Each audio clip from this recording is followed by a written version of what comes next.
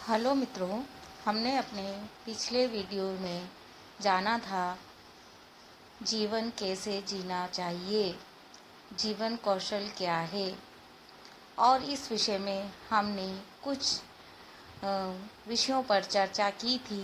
उनमें मुख्य हमने मन को देखा था, मन के बदले हुए रूप, परिष्कृत रूप प्रज्ञा के विषय में चर्चा की थी। और प्रज्ञा के बाद विवेक एवं आत्म साक्षात्कार का सफर तय करते हुए मार्गदर्शक गुरु की बात हमने की थी। और गुरु की बात करते हुए किस तरह से हमें परिस्थितियों को जीतना चाहिए, इसके लिए हम आए थे अपने विषय पर के मूल मंत्र है वर्तमान में रहो। हम इस विषय पर आगे चर्चा प्रारंभ करें इससे पूर्व आप लिंक को सब्सक्राइब कर घंटी बजा दीजिए।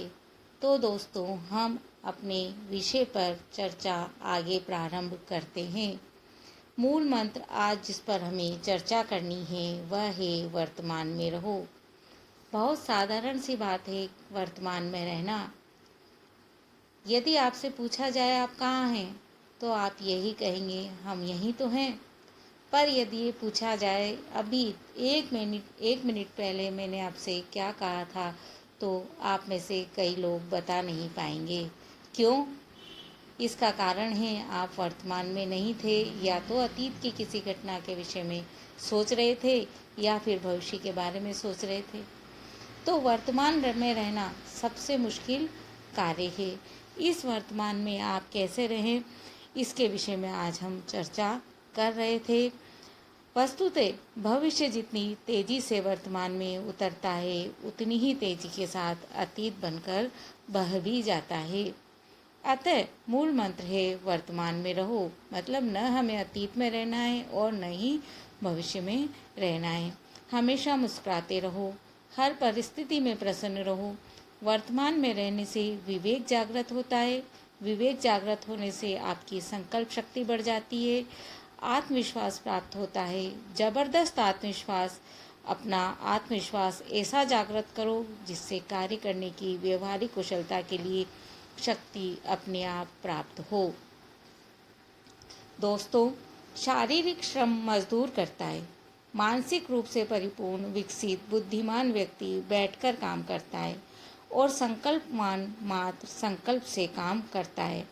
अतः think and it will happen. संकल्प करो और वह पूर्ण होगा। Think once and decide once and never give it a second thought. एक ही बार सोचकर निश्चय कर लो। विकल्पों के लिए मत पढ़ो। विकल्पों के उहापों में बिल्कुल नहीं पड़ना है। वर्तमान में रहने के लिए जो हो रहा है बस उसे देखो।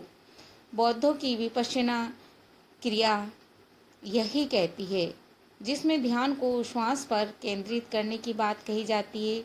यह कहा जाता है जो कुछ आपके सामने है उसे देखो। कुल मिलाकर जो बात है वह है वर्तमान में आपको रहना है। कबीर ने इसे सह समाधि संज्ञा से अभिहित किया है।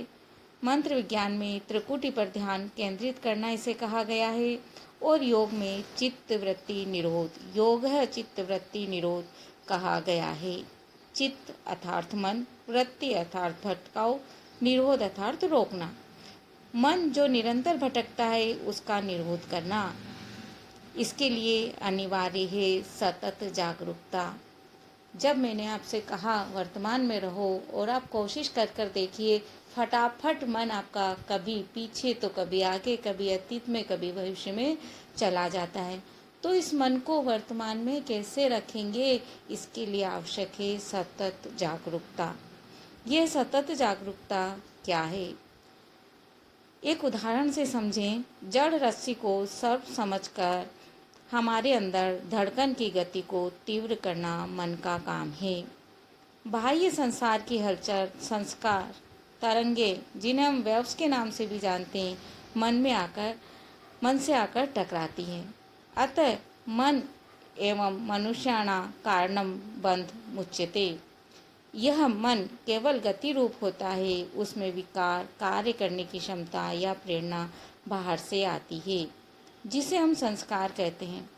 घटनाओं को देखना, उनसे विचलित नहीं होना जीवन मुक्त अवस्था है। इस हेतु मन पर निगरानी, कांस्टेंट वॉच रखना जरूरी है। सतत जागरूकता, कांस्टेंट अवेयरनेस, ऐसा कि मन भटके नहीं। पुनः स्मरण रखना है, आध्यात्मिक साधना में मन, बुद्धि, शरीर का कोई संबंध नहीं।